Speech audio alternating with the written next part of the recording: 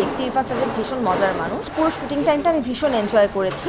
প্রথম সিনেমা ভালো হোক খারাপ হোক অভিজ্ঞতাটা না সবসময় ভালোর দিকেই রাখি। আমি সমস্ত নেগেটিভিটির মধ্য থেকে পজিটিভ কিছু বের করার চেষ্টা করি। প্রথম যেটা আমি শিখেছি সেটা হচ্ছে ধৈর্য। আমার খুব পছন্দের একজন অভিনেতা, আমি সবসময় ভাইকে বলি যে ভাইয়া আমি আপনার ভিলেনের যে ক্যারেক্টারগুলো আপনি প্লে করতেন সেগুলো খুব আমি মিস করি। তো সেই জায়গার থেকে ইরফান ভাইয়ের সাথে কাজ করাটা খুবই আনন্দের ছিল এবং ভীষণ মজার মানুষ। ব্যক্তি ইরফান সাজ্জাদ ভীষণ মজার মানুষ। তো বললাম না যে আমার ছন্দা আপু আর ইরফান ভাইয়ের জন্য বোধহয় আমার ওখানে স্টে করাটা খুব একটা কষ্টকর মনে হয়নি। আর যেহেতু নেটওয়ার্কের বাইরে থাকতে আমি নিজেও ব্যক্তিগতভাবে খুব পছন্দ করি, সেজন্য পুরো শুটিং টাইমটা আমি ভীষণ এনজয় করেছি। আমি যদি গল্পের আকর্ষণের কথা বলি যে গল্পটাতে কাজ করার কারণ কি, তাহলে অবশ্যই বলবো যেটা পুরো ক্রেডিট যায় আমাদের নির্মাতা এবং গল্পকার প্লাস চিত্রনাট্যকার বিপ্লব হায়দার ভাইয়ের কাছে। কারণ উনি যদি চরিত্রটাকে এত সুন্দরভাবে পোর্ট্রেট না করতেন, আমাকে যদি এত সুন্দরভাবে সেই চরিত্রটা বুঝিয়ে না দিতেন, তাহলে হয়তো আমি এত সুন্দরভাবে সেটাকে পোর্ট্রেট করার চেষ্টা করতে পারতাম না।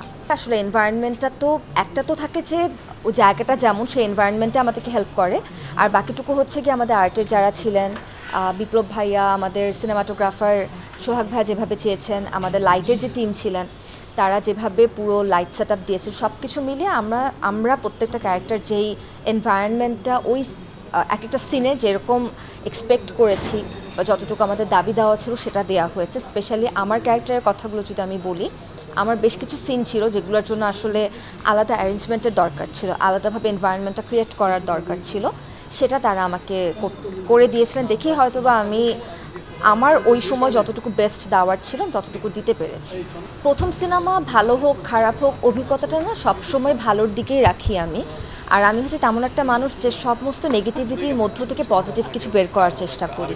আমার প্রথম সিনেমার সবথেকে বড় পজিটিভ দিক যেটা ছিল আমার গ্রুমিং টাইমটা। আমাকে খুব ভালোভাবে গ্রুমিং করানো হয়েছিল এবং আমার যিনি গ্রুমার ছিলেন কামরুজ্জামান তাপু ভাইয়া, ওনাকে আমি সবসময় ওনার কাছে আমি কৃতজ্ঞ থাকবো যে উনি ওই ছোট্ট 2 দিনে আমাকে যে গ্রুমিংটা দিয়েছিলেন, গ্রুমিং সেশনটা করার সুযোগ পেয়েছিলাম ওনার সাথে আমি।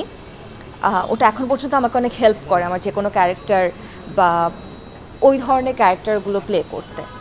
এই সিনেমার কথা যদি আমি বলি, ভয়াল সিনেমার কথা যদি বলি, ভয়াল সিনেমার থেকে আমি অনেক কিছু শিখেছি। প্রথম যেটা আমি শিখেছি সেটা হচ্ছে ধৈর্য, এবং এই কথাটা আমাকে সবসময় বিপ্লব ভাই এবং ইরফান ভাই বলেছেন যে আয়শা ধৈর্য রাখাটা খুব ইম্পর্ট্যান্ট।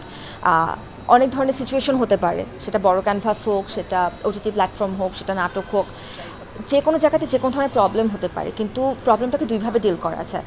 প্রথমে যদি আমি রেগে ফেলি তাহলে প্রবলেমটা একরকমভাবে একটা সলিউশন পাবো, আর আমি যদি সেটাকে নাইসলি ধৈর্য সহকারে যদি আমি ডিল করি সেটা আরেক ধরনের সলিউশন পাবো। এই সিনেমাটা আমাকে নাইসলি ধৈর্য সহকারে কোনো একটা প্রবলেমকে ডিল করতে হেল্প করেছে এবং এখন পর্যন্ত আমি সেটার বেনিফিটস পেয়ে যাচ্ছি।